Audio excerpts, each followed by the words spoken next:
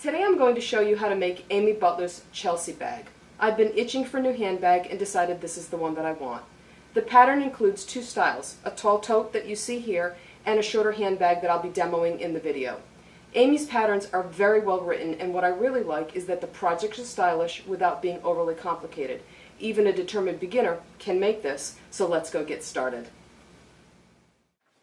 The first step is to cut the pattern pieces out of the pattern. Now I cut the pattern up. I know some people don't like to do that, but I don't really mind one way or the other, so I went ahead and did that. There are three main pieces to the Chelsea bag. There's this piece, which is the false bottom, and this is a little template that you use when you make the opening for the handle. You're not actually going to cut anything out of this. This will get cut out of template plastic, and these are going to get cut out of fabric interfacing and out of Peltex, which we're going to use to stabilize the bag. I can't emphasize enough, when you cut these pattern pieces out, you need to be certain that you don't cut away these black lines. No matter how carefully you cut, once you've pinned this to the fabric and you're ready to start cutting the pieces out, you're going to slip and you're going to come in a little bit, and you're not going to cut perfectly. If you cut this black line off, your reference is totally gone, and you're not going to have any idea what happens when you start to go off a little bit. So, two words of caution: read, read, read, read, read, and be careful how you cut these pieces out. Stay to the outside of the heavy black marks.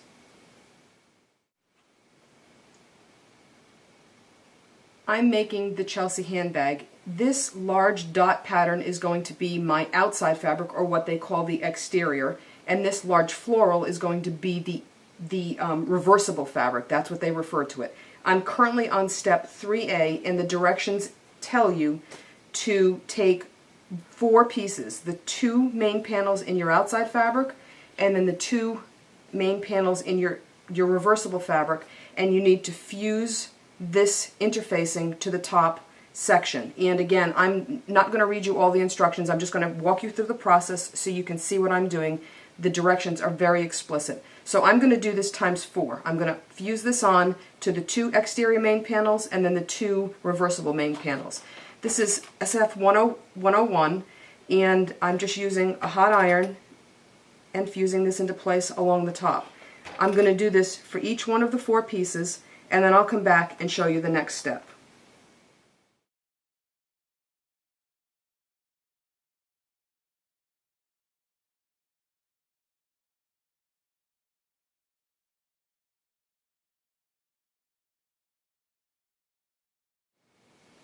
Next, we're going to be working on step 3B, followed very quickly by step 3C.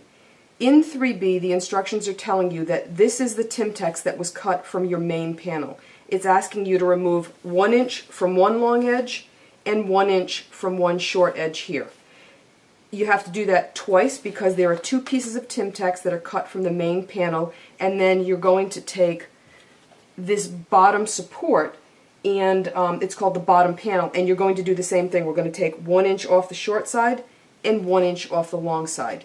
Now the instructions tell you to come in here with a pencil and a ruler to mark 1 inch all the way up and down, and then draw a line and cut it with your scissors. That takes far too long as far as I'm concerned, so what I'm going to do instead is I'm going to use my rotary cutter and ruler, and I'm going to do this in one cut. I'm not going to measure multiple times. So I've got the long edge here. I've aligned my ruler with the cut edge so that my cut will be 1 inch in from the edge. I'm going to grab the rotary cutter, and I'm going to slice that inch off.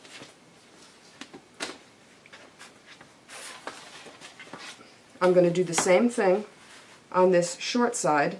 I'm going to line up the edge of this piece with the 1 inch mark on the ruler. I'm going to hold the ruler in place. I'm going to come in, I'm going to slice that off. I'm going to do that for the second main panel, and then I'm going to do this on this bottom panel, and then we'll be back and we'll move on to the next step. Step 3D is where we're going to take this Peltex, and we're going to work on the exterior main panel. So in this case it's my 2 pieces with the big dots, and what we want to do is sandwich this Peltex between the exterior main fabric and this Shapeflex 101. And because we cut that inch off in the prior step, there's a 1/2 inch border all the way around here where the Shapeflex is going to fuse to that fabric, the exterior main fabric, and it's going to keep everything in place. You're going to do this for both exterior main panels, and you're also going to do this for the bag bottom. And again, this is all described in step 3D. So the first thing you're going to do, center this Peltex so that you got your 1/2 inch all the way around on the wrong side of the exterior main fabric. Get your Shapeflex 101 on top, aligned properly, and fuse it into place. The one thing you want to remember is when you get to these edges where you've got this 1/2 inch border, make certain that you come in with the iron and you get just on there so that you've got a good seal all the way around. You're going to do that for both main panels, and when you do one, it will look like this, and you can see this little edge here where there's no Peltex in there. You're going to do that for both of these and this, and then we'll move on to the next step.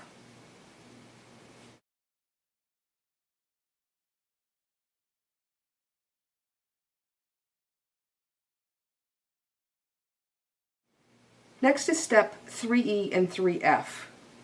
3E asks you to take the 2 exterior main panels, and I have both of these now, and on the wrong side where we are right now with the Shapeflex facing up, there's going to be clips that we're going to have to make later in the construction process, and we want to mark those now. We're not going to clip them now, we're just going to mark them. You need to be working on the bottom edge of your exterior main panels. Now if you've lost track, because of course you can't tell right now which is the top and the bottom easily because this has no pattern on it, if you look at the front side and you feel, remember in a prior step we fused some Shapeflex 101 to the top of the exterior main panel, so that's how you're going to identify your top if you've lost track of it. I've come in and put a little T here in the corner so that I don't lose sight of what I'm doing. So now going back to step 3E, which is I'm going to measure 2 inches in from each edge on the bottom, and I'm going to make a mark. That's going to be my clip mark later. I'm going to do that on both sides, and then I'm going to do that on both exterior main panels. Then I'm going to take my reversible sides and I'm going to do the same thing. Again, I'm going to measure in 2 inches and mark, and I'm on the bottom, and it's a little easier to tell the bottom here because you can see the Shapeflex up here. I'm going to do that on both sides, and a word of caution, do not cut them yet. That comes later. Moving on to step 4 now, what we're going to do is we're going to measure and mark our handle openings. Now I'm working with both exterior main panels to begin with, and here's my T so I know that this is the top. Obviously I don't want to put those handles in the wrong place. We have to take this fabric that is a solid piece like this, and we have to measure and mark so that we can cut these handle openings out of it. The first thing that the instructions tell you to do is to take this panel with the right sides together and fold it in half. I'm going to do that, and what we need to do is identify where the center of this piece is. Now I'm not going to worry about the bottom edge very much. My concern is up here at the top where I know I'm going to be measuring for that handle. And to make this a little bit easier, in the seam allowance, I'm going to come in here with a pencil and I'm just going to make a mark on that center line. I can see it down here, and if I really wanted to be crazy, what I could do is come in here with one of these water erasable markers, and I could line this up and just make a mark. And once I hit this with some water after the fact, it will come out.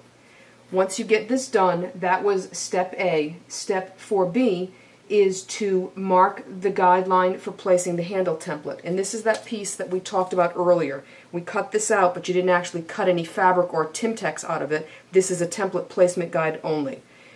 What we're going to do is, using this ruler, I need to measure 1 3/4 inches from the top, and I'm going to make a line.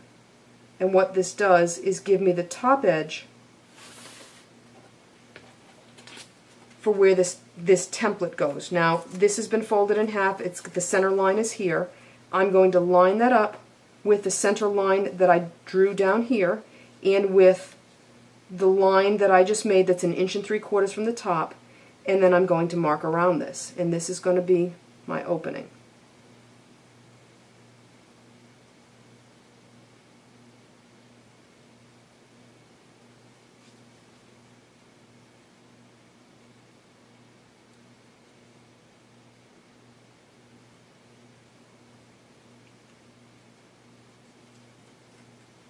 Okay, and there's my guide. I need to do that on the other exterior main panel, and then we'll move on to the next step. Step 4E, and what we're going to do now is pin all the way around the handle opening, and then you can see my marked handle here. I'm going to use the longest stitch on my machine, and I'm going to machine baste 1/8 of an inch around this handle. I'm not going to back stitch at the beginning and end, and again I'm going to use that longest stitch. I want those stitches to come out easily when the time comes. I'm going to do this on both of the exterior main panels, and then we'll move on to the next step.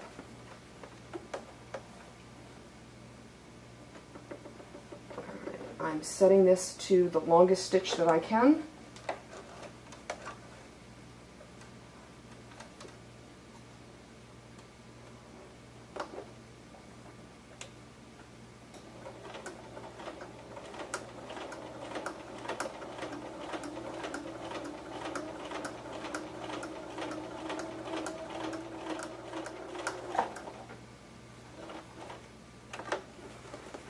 Now this Peltex is secured to this exterior main panel, and when we move on to the next step, which is going to be marking a center line here, which will be our cutting line, nothing is going to move and we'll be good to go. Steps 4, F through H are going to be to mark what will be our cutting lines in this handle opening. The first thing you're going to do is use your marking pen. You're going to measure a 1/2 inch in from this handle line, and I'm going to do that with my ruler here, and you're going to make a line that's a 1/2 inch in, and you're going to mark this from side to side. Now we've established that center line in this handle opening. The next step is going to be to mark in 3/4 of an inch on that line from either end. Put a little dot there, and then 3/4 of an inch here. And then what you're going to do is connect the dots to the corners.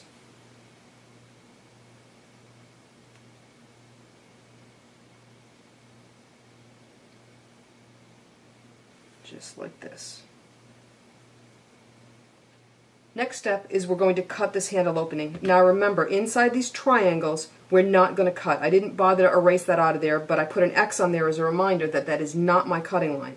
I'm going to cut from this point to this point, and then I'm going to cut into each of the corners. The way to get this started is to fold this, and you want to be certain that when you fold it that your top edges are aligned, because if they're not, you're going to get a cut that's cut in one direction on this side and possibly goes in another direction on the other. So I want to get these lined up properly. Now you need good scissors to do this. I have a pair of Ginger dressmaking shears that I really like. I'm going to come in here with the scissors rather, and I'm going to just get started, and you can see what I've got here now. That's open, and I'm ready to come back here with the scissors. I'm going to cut to that dot. I'm not going to cut any further on that line. Now I'm going to turn and angle in and cut on those lines that we made to the corners.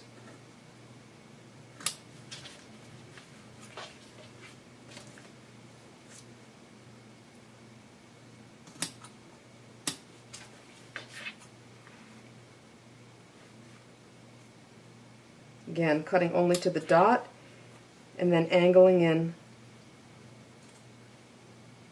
and cutting to the corners. Now, this was step 4I. 4J is to turn this over. Let me get rid of these threads, we don't need those there. And what I want to do now is remove this piece of Peltex. And I'm going to fold this fabric on the outside away so I cannot inadvertently cut it. I'm going to come in here with the scissors, and I want to cut as close to that basting stitch as possible so I can get the bulk of that Peltex out. My fingers are underneath here, but the scissors coming in from the other side are under here in such a way that I'm going to cut my finger before I cut this fabric, and trust me, that would be preferable at this point. I don't want to have to start again.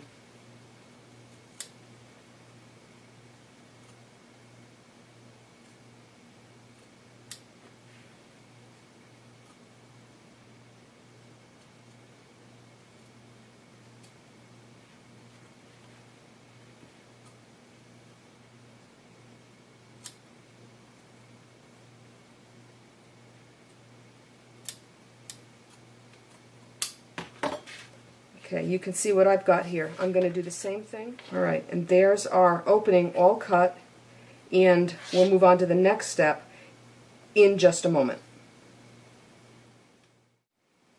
Now we're moving on to step 4K, which is to turn the edges of the handle to the inside and press. And the instructions are very clear about what you need to do for this. I am going to show you. This one has been done. It's pretty straightforward. I used a damp cloth and I removed the washable marker. I've got this turned under, and I'm just going to come in here and I'm going to press. Now, I do want to get this corner folded in as tightly as possible because obviously I don't want to see the raw edge of the fabric, but all things being equal, it's not going to be perfect because this isn't machine made. I mean, you hear me say that a lot, and that in fact is the case. This is not machine made. Once this is pressed and it looks like this, I'm a little undecided. I think I'm going to take this basting stitch out. At this point it served its purpose because everything is cut and in place. And then the next step, which is for L, is to edge stitch all the way around here. Now you could do this with a contrasting thread if you want. I'm just going to use the off-white thread. I like that kind of quiet look. So I think what I will do is come out and take this basting out, and then you'll see me at the machine and I'm going to edge stitch around here. I've removed the basting stitches, and so now I'm going to edge stitch all the way around this opening.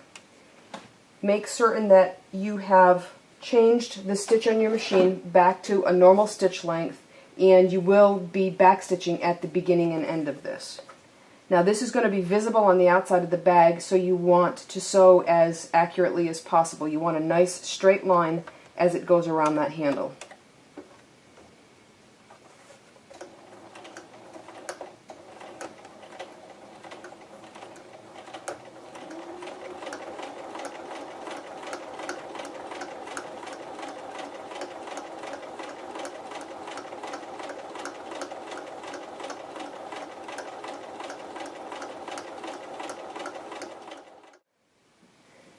Moving on to step 5, we're going to work on 5B and 5C, which basically is to find the center of this bottom panel, and I did that the same way I found the center of everything else, which is to just fold it in half and put a crease in it.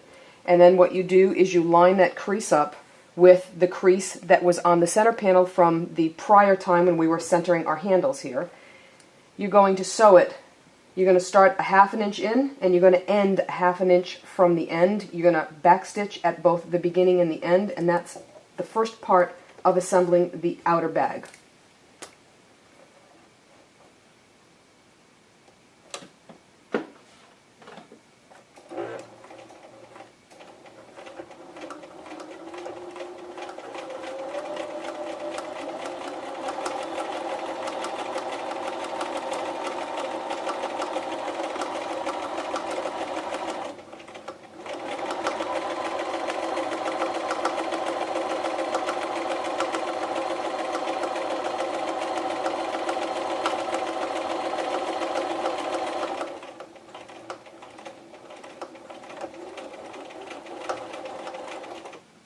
At this point, the next step in the directions is actually before I jump on to D, what I'll need to do is take this out of here. I'm going to remove the pins, and then I'm going to take it to the iron and I'm going to press the seam up toward the main panel. Now that this seam has been pressed up to the main panel, the next step is that we have to clip these marks that we made on the wrong side of the main panel quite a while ago. There's one at this end, and there's one down here at the far end.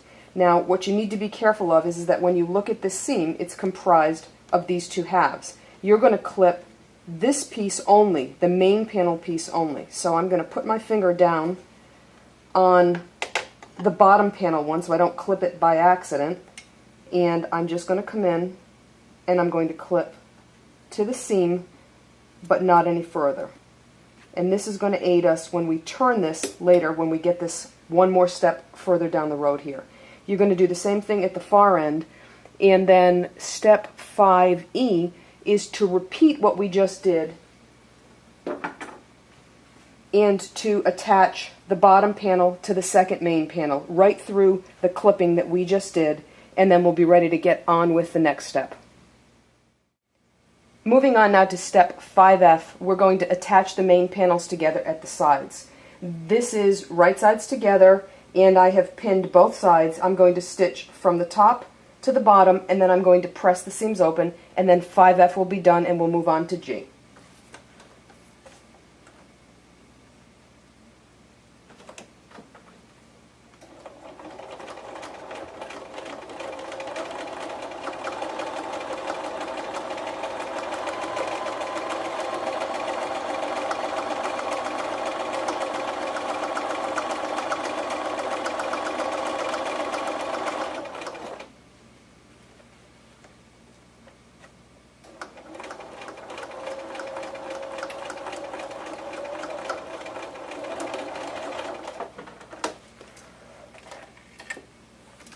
Rinse, repeat, do the other side, and we'll be good to go.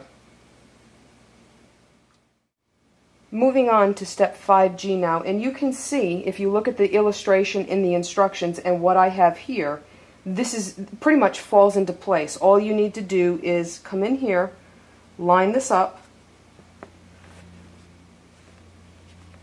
like this, pin it, and then you're going to sew from end to end. And this is where your clips from before come in. They allow this corner to turn.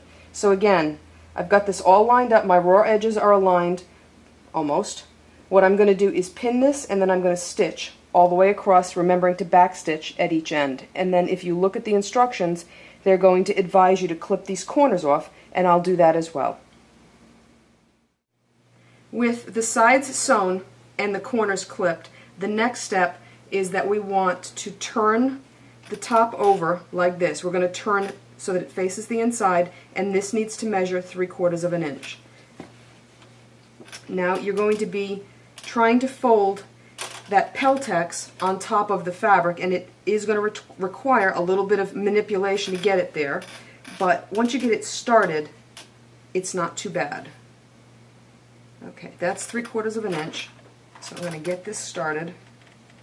I'm going to do this all the way around, and the next part of this, as I'm finishing this up, I'll tell you what I'm going to do off camera, and then I'll come back when we're ready, is to complete the reversible side with those main panels and the bottom panel the same way that we just did with this outer part.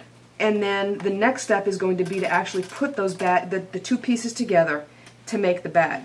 So keep pressing until you have gone all the way around, and remember to check and make certain that you're at 3/4 of an inch. You don't want to end up with too little or too much. Wrestle it around, and then assemble the reversible side of the bag, and we'll be back and we'll start putting them together.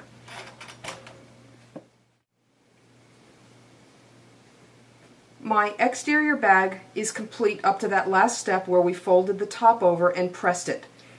I've completed the interior bag right to the exact same step, except that this bag is this part of the bag rather is still wrong side out, and you want it that way. The next step is to take the exterior of the bag, take this interior, put it inside, and now your wrong sides are together, which is exactly what you want. You're going to have to start pinning this together. You're going to want to match the top edges, you're going to want to match the two seams, and you're especially going to want to match these handles. It's fairly painstaking. You have to be very careful about this because obviously you want it to look nice when it's finished. Once you have that all pinned, and I would start by pinning everything, it's just much easier so you know everything is going to line up. Once you have everything pinned, you're going to edge stitch all the way around the top. You're going to edge stitch around these handles using your last edge stitching as a guide. You're going to stitch right over the top of it. Do that on both sides, and the bag is basically done. Now I can tell you that I'm not going to finish this the way that the pattern describes.